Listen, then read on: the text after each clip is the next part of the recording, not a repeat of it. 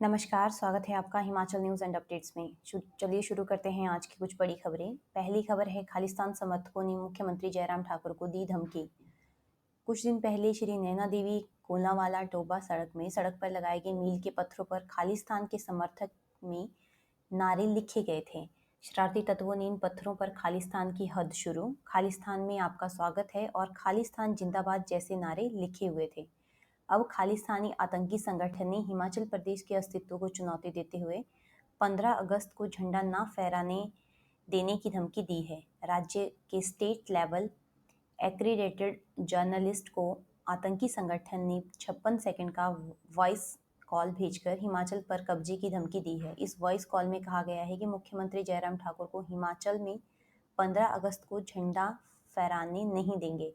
Sikh for justice संगठन के आतंकी गुरु पतवंत सिंह पन्नू ने ऐलान किया है कि हिमाचल पहले पंजाब का हिस्सा था, इस कारण अब खालिस्तानी हिमाचल में कब्जा करेंगे। इस धमकी के बाद हिमाचल तथा केंद्र सरकार की सुरक्षा व खुफिया एजेंसियां सतर्क हो गई हैं। साथ ही हिमाचल प्रदेश के डीजीपी संजय कुंडू का कहना है कि राज्य में इस थ्रेट को गंभीरता से लिया गया है।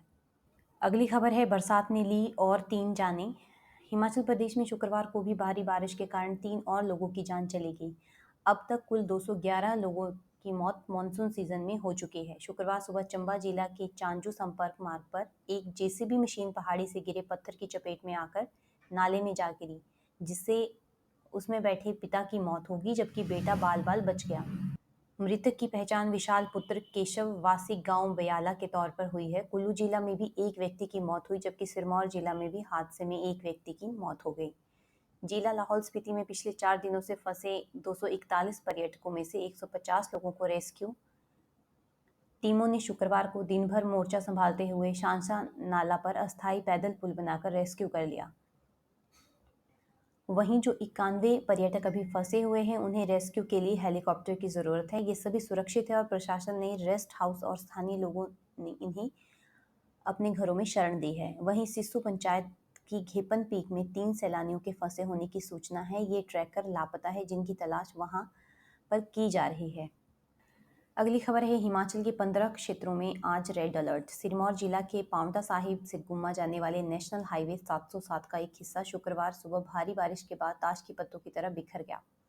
सतौन से कमरऊ के बीच बड़वास गांव के समीप काली ढांक स्थान पर उस वक्त पहाड़ का एक बड़ा हिस्सा धराशायी हो गया जब लोगों की आवाजाही मार्ग पर नियमित रूप से चल रही थी। चंद क्षण पहले यहां से दर्जन वाहन गुजर चुके थे, परंतु सुबह 8:30 बजे के आसपास अचानक पहाड़ी से पत्थर गिरने शुरू हुए, जिसके बाद काली ढांक से दोनों ओर वाहनों की आवाजाही लोगों द्वारा रोक दी गई। चंद क्षणों में ही लोगों के देखते ही देखते पूरा पहाड़ राष्ट्रीय उच्च मार्ग के करीब 150 से 200 मीटर हिस्से को बहाकर ले गया। इससे जिला सिरमौर के गिरिपार क्षेत्र की 5 से 6 दर्जन पंचायतों के अलावा शिमला जिला के रोहडू, हाटकोटी व उत्तराखंड के दर्जनों पंचायतों का संपर्क टूट गया है। जिला प्रशासन की ओर से उपायुक्त सिरमौर रामकुमार गौतम ने तुरंत राष्ट्रीय राजमार्ग के अधिकारियों के अलावा एसडीएम पांवटा साहिब, एसडीएम शिलाई, तहसीलदार कमरों के साथ वैकल्पिक व्यवस्था व किस प्रकार पुनः बहाली इस मार्ग की हो, इस विषय पर चर्चा की। साथ ही यातायात व्यवस्था जारी रखने के लिए अस्थायी मार्ग पांवटा साहिब की लॉर्ड से वाया उत्तराखंड होते हुए जोंग, जाखना से कफोट तक खोल दिया गया है। हिमाचल में मौसम विज्ञान केंद्र ने शनिवार को भी राज्य में 15 क्षेत्रों में रेड अलर्ट जारी किया है। इनमें कांगड़ा, नगरोटा, बगवां, ज्वालामुखी, बैजनाथ, पालमपुर, शाहपुर, धीरा, जोगिंद्रनगर, बल्ह-पद्धर, मनाली, कल्पा, किलाड़, पांगी व काजा में भूस्खलन व बाढ़ की चेतावनी जारी की है। अगली खबर है, कोरोना के तीसरे हमले को रोकने की तैयारी। कोरोना संक्रमण की संभावित तीसरी लहर से निपटने के लिए जयराम सरकार ने रोड मैप तैयार किया है। इसके लिए 241 करोड़ की लागत से प्रदेश भर के अस्पताल तीसरी लहर से निपटने के लिए स्वास्थ्य सुविधाओं से लैस किए जाएंगे।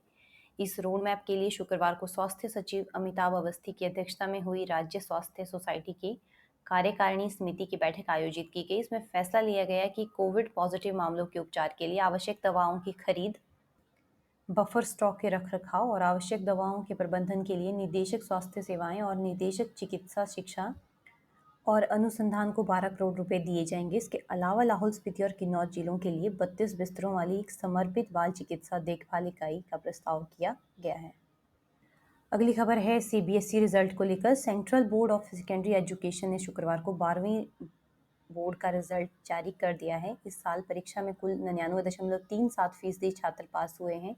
परीक्षा में देश भर में भवन विद्यालय पंचकुला के हितेश्वर ने टॉप किया है।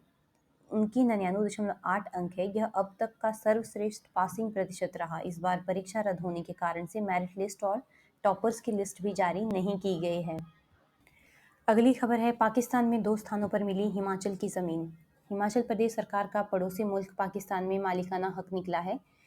कराची के लियालपुर और गुजरांवाला में के गोजरा के कई भूखंड हिमाचल के नाम है। पाकिस्तान में स्थित इस ज़मीनों की बाकायदा रजिस्ट्रियां राज्य सरकार के पास है। हिमाचल प्रदेश राज्य औद्योगिक विकास निगम के नाम दर्ज है। अचानक पाकिस्तान में निकले हिमाचल के हिस्से की पड़ताल HPSIDC ने भी शुरू कर दी है। असल में पाकिस्तान की यह ज़मीनें नाहन के राजा नाहन फाउंड्री के लिए खरीदी थी। नाहन फाउंड्री के कंपनी एक्ट की जद में आने से 27 मार्च 1952 को नाहन के राजा ने नाहन फाउंड्री की सभी संपत्तियां 30 लाख की राशि में भारत सरकार को बेच दी थी। हिमाचल प्रदेश के अस्तित्व में आने के बाद राष्ट्रपति के सचिव ने 27 सितंबर 1962 को विशेष अधिसूचना जारी की। इसमें नाहन फाउंड्री की सभी संपत्तियों को सेल डीड के साथ हिमाचल सरकार के नाम कर दिया था। इसी प्रक्रिया में वर्ष 2012 में हिमाचल सरकार ने नाहन फाउंड्री कंपनी को HPSIDC में मर्ज कर दिया और इसके बाद प्रदेश सरकार ने नाहन फाउंड्री की विवादित संपत्तियों को निपटाने के लिए HPSIDC को निर्देश दिए। इसी कवायद में अब HPSIDC अपनी प्रदेश के बाहर की संपत्तियों को खोज रही है। इस आधार पर स्पष्ट हुआ कि HPSIDC की हरियाणा के बहादुरगढ़, पंजाब के लुधियाना और उत्तर प्रदेश के मुजफ्फरपुर के शाहपुर में संपत्तियों का विवाद चल रहा है। उत्तराखंड के रईसी में भी HPSICD का 1100 मीटर वर्ग का भूखंड है। HPSIDC के अफसरों के होश उस समय पाख्ता हुए जब लिटिगेशन के दौरान पाकिस्तान के भू सौदों की सूची सामने आई। सूचना के अनुसार HPSIDC के अधिकारी लुधियाना की संपत्ति का केस कोर्ट में लड़ने के लिए रिकॉर्ड लेकर वहां पहुंचे। इसी दौरान रिकॉर्ड की छानबीन में लियालपुर और गोजरा के भूखंड की रजिस्ट्रियां भी अफसरों के हाथ लगी। तो ये थी आज की कुछ बड़ी खबरें। धन्यवाद।